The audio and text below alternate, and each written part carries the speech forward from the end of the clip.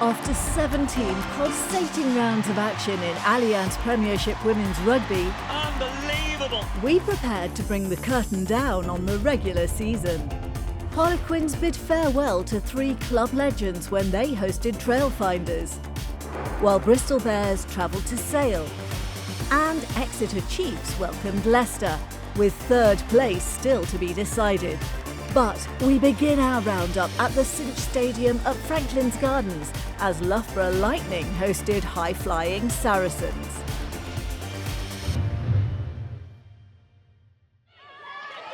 Commentary comes from Nick Heath. Scarrett hauling out the big one. Oh, and that's nice to find the room on the outside for Westcombe Evans. And she's been in great try-scoring form recently. And Westcombe Evans takes the outside around McKenna, looking for the corner. Oh, it's a brilliant last-ditch tackle from Faris.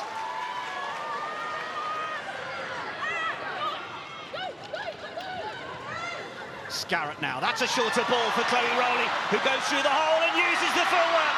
Chloe Rowley stepping in a phone box, finishing the try, and Lightning have first blood.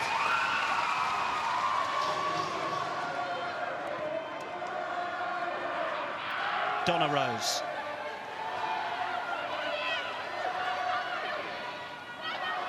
We know the 3-time champions can be so dangerous in this area. Helen Nelson calling the recruitment back around that side as McKenna nearly manages to dance all the way through.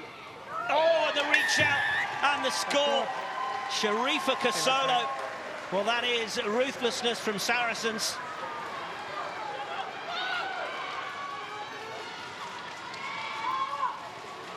Rowley.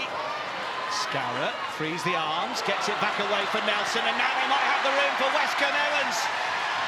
Bo Westcombe Evans, 9th try of the season. Fante to Goody. Well stopped by Cabella. Emma Taylor, another Canadian. Then it's there for McKenna. She looked like she was pointing the other way as Helen Nelson comes in and makes the tackle. But now there's another advantage, and it's Rose. Burrows low. Infante dummies and goes. Oh, that experience from Leanne Infante. Away for O'Donnell. Be ready to do the job and carries hard.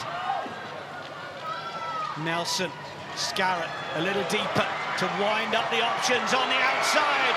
Below Matai Tonga for the corner. Try time, Loughborough Lightning. Maul engaged early. Driving towards that line. It's with Fields. Penalty advantage is called. Infante's having a look for it, but they're getting close enough to the line that Bryony Fields can touch it down.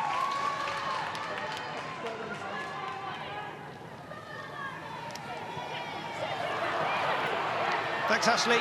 Saracens on the attack here. Oh, and they've shifted it away. It's going to be the score for Tori Sellers. Onto the field, replacing Infante, and onto the scoreboard. Casolo round the corner, got the shout to get the support away. Oh, it's super linking play from Saracens, continuing to come forwards. They've got the numbers as Taylor comes back against the grain once more. 5 metres short now. Sellers with the dummy. Tori Sellers with a 2nd try. And Saracens have just turned it on here. Muller scored a couple of tries a couple of weeks ago. Scarrett shipped it on for Rowley. Rowley for the corner. Chloe Rowley will go in and do it herself. And she's got their 4th. It's finished. Loughborough Lightning 24. Saracens 33. Not as convincing as we would have wanted, but full credit to Loughborough. I think they played super well today, and they threw the kitchen sink at us, and they have a lot of talent in that group, so we kind of expected that, and we probably didn't come out as strong as we needed to, especially to start the game, but I think characteristics of a good side is finding a way to win, and we did that.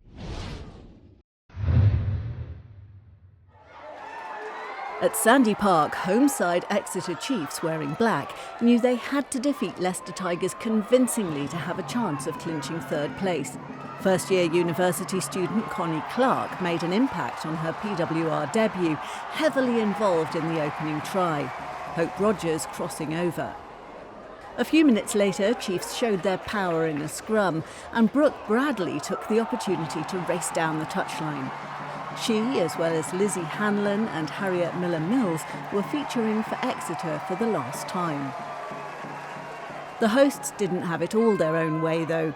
Leicester's Claire Gallagher with an interception, and she ran even further than Bradley. The Canadian international unstoppable. It had already been entertaining, but then something extra special. Exeter's teamwork, neat and precise. Then 19-year-old Clark received the ball. She looked cool as you like as she ran in her try. The Tigers responded a few minutes later, but Exeter were on song, and one university fresher was having the afternoon of her life. Yes, Connie Clark again. The hosts added another and went into the break leading 31-15. They'd bossed the first period and the Chiefs started the second on top too. Maddie Fianati had just scored an opportunistic try, but her second one was beautifully worked. The Tigers were still fighting though, eager to end their first top-flight season on a high. They stretched the visitors' defence, with Talia Brodie dotting down. They held off the hosts for 15 minutes, but the pressure was building. Merrin Doidge received the ball after some slick teamwork and shot through a gap to cross over from close range. Tigers got a bonus point as the game passed 80 minutes, but the Chiefs had the final word. And it was Doidge again, still with energy to burn after almost 90 minutes of action in the scorching Exeter sun. 59-27 it ended, but whether they finished third or fourth was reliant on what happened at Sale.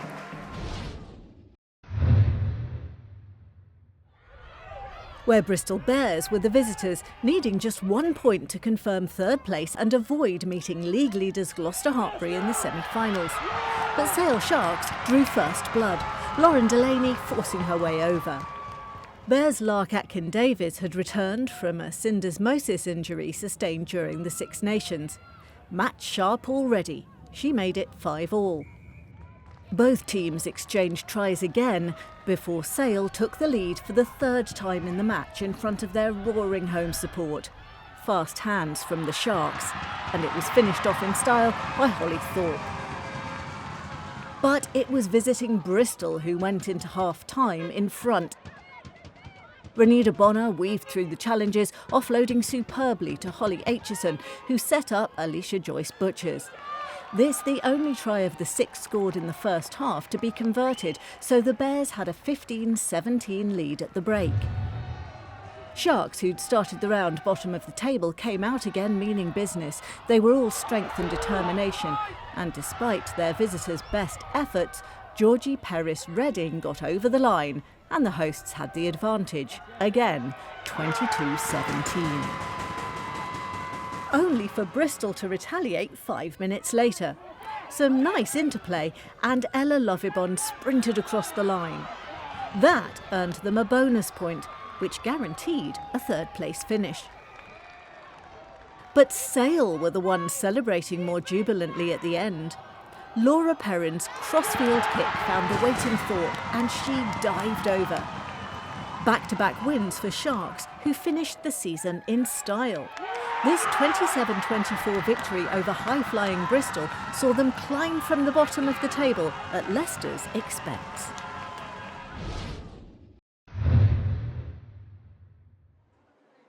Finally, to the Twickenham Stoop, where 6th place was at stake.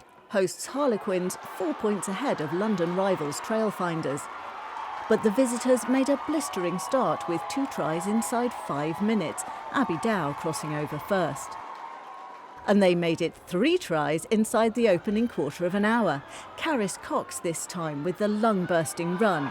The conversion made it 3-19 to Trailfinders, who were running riot in their neighbour's own backyard. Harlequins finally weathered the storm and responded.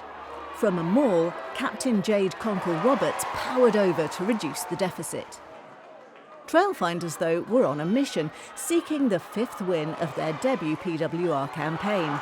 And Dow, back after missing their last outing, shone for the visitors again, racing down the left wing.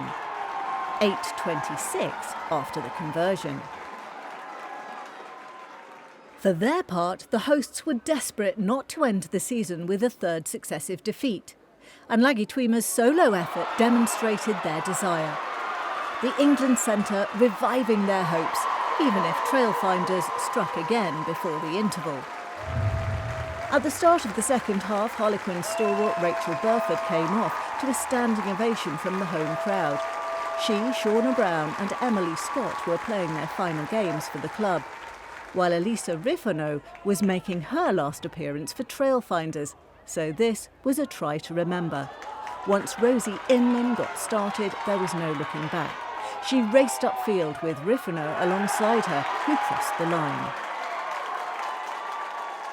Harlequins added to their tally before Dow got her third of the game. This one probably the toughest of the three, but she was on fire. And with the extras, this gave Trailfinders a 25-point lead. The game had featured some impressive counter-attacking plays, but even in that company, this stood out. England under-20s international Katie Schilliker shimmied and sprinted. The one-time ballet dancer was uncatchable, and Quins had their bonus point. But Trailfinders took the victory, and what's more, with their final try, they totalled 50 points for the first time in Allianz Premiership Women's Rugby. Vicky Laffin making the dash, only to be tackled, but still able to find Abby Burton, who crossed over. It ended Harlequins 27, Trailfinders 54. So big final day victories for Exeter and Trailfinders, while Saracens' class prevailed in the end in a tough game against Loughborough. But it was Sale who produced the result of round 18 with their stunning win against Bristol. Even so, the Bears did hold on to third place thanks to their losing bonus point, with West Country rivals Exeter finishing fourth. Trailfinders leapfrogged Harlequins into sixth, while Leicester ended the season bottom of the pile. So we know our semi-finals. The 9th of June is the date when Sarries host the Bears before defending champions Gloucester Hartpury welcome Exeter. Both matches are live on TNT Sports 1 with coverage beginning at 1:30 p.m. Join us next time when we review those mouthwatering ties.